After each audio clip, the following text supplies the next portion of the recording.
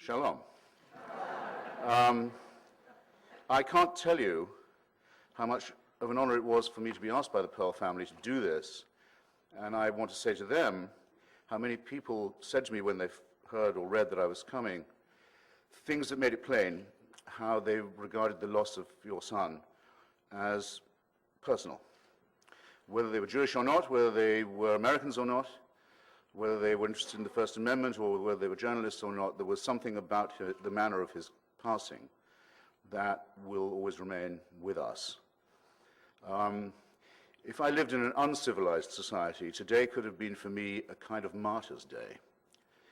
I was just taken by some very courteous and gallant young cadets to see the Veterans Memorial on the other side of this campus, where is commemorated Second Lieutenant Mark Daly, a young man who gave his life in Kurdistan a few years ago for the liberation of Iraq, and wrote very movingly to me about it in his service, and a man who I was hoping to meet and whose family I'm very pleased now to count, as I now can with great pride claim the Pearls as, if not family, very close friends. And I thought to myself, after I go to this memorial, I have to go and speak for Danny, but just as at Mark's scattering of his ashes, there'll be today no ululations, no wailings, no shooting in the air, no tossing of the coffin on the shoulders of a mob, no hoarse, brutal cries for revenge and suicide and murder. No, we won't have that.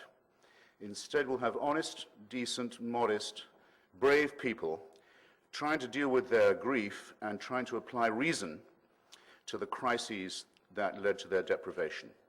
And I think that marks, if you like, part of the boundary between civilization and barbarism that this lecture is designed to patrol and, I would say, enforce. At the scattering of Mark's ashes on a beautiful coastal spot in Oregon, I quoted from the last scene of Macbeth, and I think I can do it again. I had difficulty doing it that time, where, as you'll recall, the tyrant is gone, the tyranny and the usurpation is over, but old Seward doesn't know it yet, but he's lost his son in this struggle. And I believe it's Macduff who has to say to him the following, and I'll address it to the Pearls, if I may.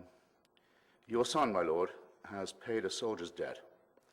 He only lived until he was a man, the which no sooner had his prowess confirmed in the unshrinking station where he stood, but like a man he died. And that's hard enough to get through, believe me, but it's Shakespeare, so it isn't for the next beat or so that you get it all. As Macduff adds, your cause of grief must not be measured by his worth, for then it hath no end. That's the best tribute I can offer you, and I'm very acutely aware of my own debt to a finer register of emotion. Now, one more thing. This campus is where my in-laws met in the 40s, one from Odessa, one from Galicia, and married. As you heard, I was late in discovering some occluded parts of my heritage, and I once wrote that anyone who wanted to defame the Jewish people would, if they were doing so, be defaming my wife, my mother and father-in-law, and my daughter, so that I felt I didn't really have to say anything for myself, but I did add that in whatever tone of voice the question was put to me, whether it was friendly or hostile, was I Jewish, I would always answer yes. The denial in my family would end with me. But of course there was the most acute possible test of that question, faced by young Daniel Pearl in the most appalling circumstances. And again I pause to remember how proudly and how bravely and how nobly he refused any sort of refuge and denial. Again, setting a standard of a Shakespearean kind that's very hard for me to approach without feeling a want of proportion. I've never done this before, ladies and gentlemen, in my entire lecturing career, a dog and pony show trick, a visual aid, but I'm now going to ask if the comrades up there could cue a little clip that I want to share with you. Cue clip. Because you think that's your big day, and you realize that this is an event that is so much bigger than your... Well, it's the public conversation that we had yesterday, although that's a fairly significant We're all connected. All right, we will get to the Mark Kriskian, Jay Leno tape properly in a second, but we begin this morning. Mark's like, why isn't it the first thing? With an unusual experience I had on Friday involving the newly returning to the screen, Mel Gibson. Now, the last time we spoke at any length about Mel Gibson, it was all bad. The summer of 2006, you'll recall, Gibson was arrested for drunk driving, and reportedly during that arrest went on a slur-filled anti-Semitic tirade. That was then. This is now. Gibson's arrest has been expunged from his records. He completed 3 years of probation, paid a fine, and attended mandatory Alcoholics Anonymous meetings. He has a new movie, Edge of Darkness, that opens later this month. He stars opposite the actor Ray Winstone in the thriller. As you might recall, Ray, who was sitting next to Mel during the interview you're about to see, was in studio with us last Thursday. We all exchanged pleasantries, and well, then things got less pleasant. You tell me, this has been your first film for how long? What's 7 years, 8 years, 7 or 8 years to star in, to be in front of the camera.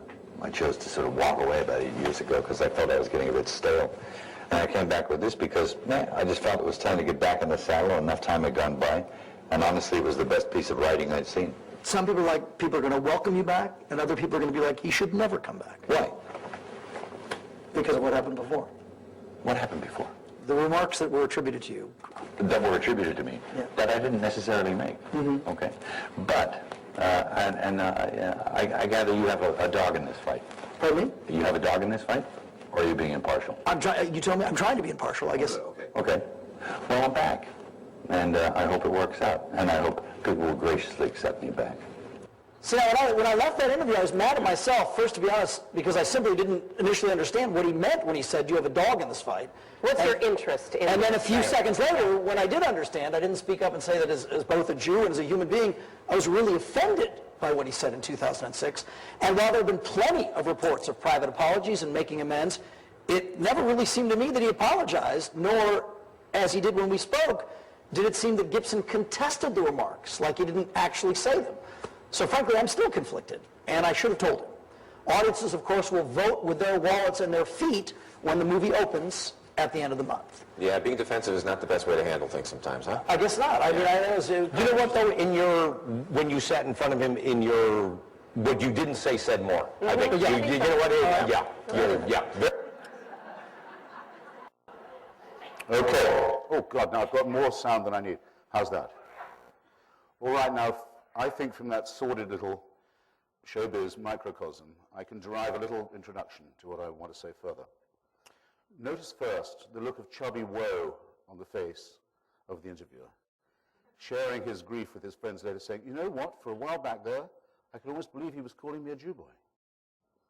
And then saying, well, perhaps he did already say the things that he said, but also look at Mel Gibson's eyes.